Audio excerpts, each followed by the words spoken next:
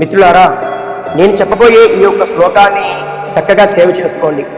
ఈ శ్లోకంలో ఉండే పరమార్థం ఏమిటంటే, సర్వదా సర్వకార్యేషు, మీరు ఏ పని మీద బయటికి వెళ్ళినా సరే ఆ పని జయం కావాలని కోరుకుంటున్నారా? మీకు వచ్చేటువంటి అన్ని ఆపదల నుంచి బయటపడాలి అని మీరు కోరుకుంటున్నారా?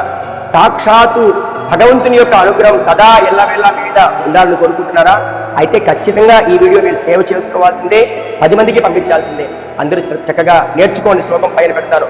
ఓం సర్వదా సర్వకార్యేషు నాస్తి దేశాం మంగళం, ఏషాం ప్రతిష్టో భగవాన్ మంగళాయతనం హరిః, లాభస్తేషాం జయస్తేషాం కుతస్తేషాం పరాభవః, ఏషామిందీవరస్యామో హృదయస్థో జనార్దనః, ఆపదామపహర్తారం ధాతారం సర్వసంపదా, లోకాభిరామం శ్రీరామం భూయో భూయో నమామ్యహం. సర్వమంగళమాంగళ్యే శివే సర్వార్థసాధకే, శరణ్యే త్రయంబకే దేవి నారాయణి నమోస్తుతే. ఈ శ్లోకాన్ని ప్రతిరోజు వినండి, కుదిరితే నేర్చుకోండి. అందరికీ కూడా సంపూర్ణమైన సకల సుఖాలు కలుగుతాయి.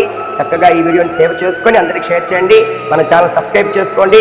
జై శ్రీరామ్, జయం.